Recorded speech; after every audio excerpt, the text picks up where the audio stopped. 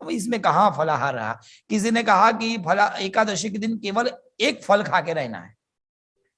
एक हमारे आंटी जी थी, इतना बड़ा खरबूजा लेके आई, आधा सुबह खाऊंगी आधा शाम को खाऊंगी। नहीं, अब ये क्या व्रत हुआ।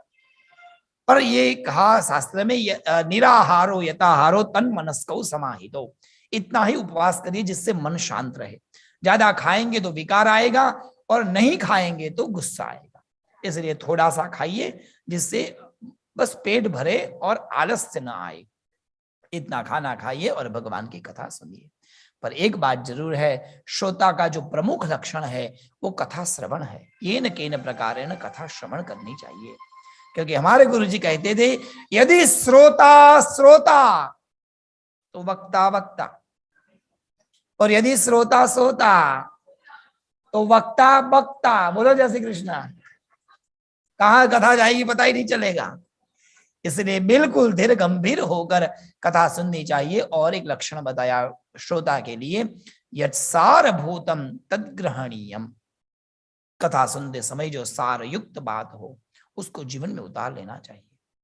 चाय घर में बनेगी, पत्नी बहुत अच्छी कड़क मीठी चाय बनाएगी, तो कोई भी आदमी चाय की तपेली से कुच्चा, मतलब जो होता है वो चम्मच से नहीं खाता। आप खाते हैं तो आप महान है, मैं तो नहीं खाता। मतलब एकदम विशुद्ध फिल्टर से फिल्टर की हुई चाय ही हम पीते हैं ना। उसी तरह सज्जनों, कथा को मजेदार बनाने के लिए, प्रिय बनाने के लिए हमें बीच में थोड़े चुटकुले डालने पड़ते हैं। चाय पत्ता डालना पड़ता है, जिंजर डालना पड़ता है, उसमें हम इलायची डालते हैं, सब डालते हैं। परंतु उसमें से जो निकला हुआ तत्व है वही ग्रहणीय है। बाकी सब कुच्चा समझ के उसको निकाल देना है। ये श्रोता के लक्षण है। ऐसे कई प्रकार के लक्षण बताए गए। कथा जहां जहां होती है वहां का विशेष महत्व ये बताया कि जहां शिव पुराण की कथा होती है वहां पर कई तीर्थ निवास करते हैं। अयोध्या, मथुरा, माया, काशी, कांची, अवंतिका, पुरी, द्वारवती, ये सब मोक्ष नगरी वहां जाके निवास करती है जब तक 9 दिन की कथा चले। जहां जहां कथा होती है उस जगह को परम पवित्र तीर्थ माना गया है। इसलिए वहां पर दिया हुआ दान, वहां पर दिया हुआ सत्कर्म हजारों गुना फल देता है। इसलिए कथा में जरूर आए और एक को लेके आए। बोलो जय श्री कृष्ण। यदि आप तो आए, यदि किसी और को लेकर आएंगे तो आपकी सुनी हुई कथा का, उनकी सुनी हुई कथा का आधा फल आपको मिल जाएगा। इसलिए जरूर कथा में आए, सबको लाइए। अब ये कोई प्रचार प्रसार नहीं है, इसलिए है क्योंकि यदि इस मंदिर में इस कथा होगी, सज्जनों हमारे जितने ट्रस्टी है ना, मुझे जीतू भाई ने बताया, ये ट्रस्टी को कोई वस्तु की कमी नहीं है। ऐसा बड़ी बड़ी कोई रेस्टोरेंट लेके बैठा है, तो कोई मोटेल लेके बैठा है, बड़े बड़े बिजनेस है उनके पास। क्या जरूरत है उनको ये सब करने की, टाइम बिगाड़ने की। बोलो जय श्री कृष्ण।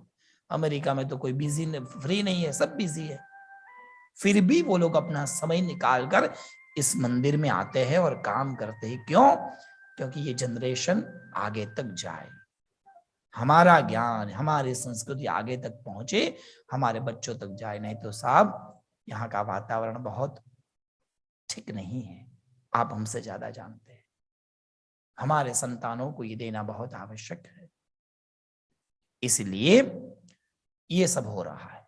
तो इसीलिए आप सब सहभागी बनिए और भगवान शिव के बारे में जानिए, शिव की पूजा करिए। और कुछ मिले न मिले, दुनिया का जो होना हो, पर जो कथा सुनेगा, ये तो मेरा विश्वास है साहब, जीवन उसका सुधर जाए।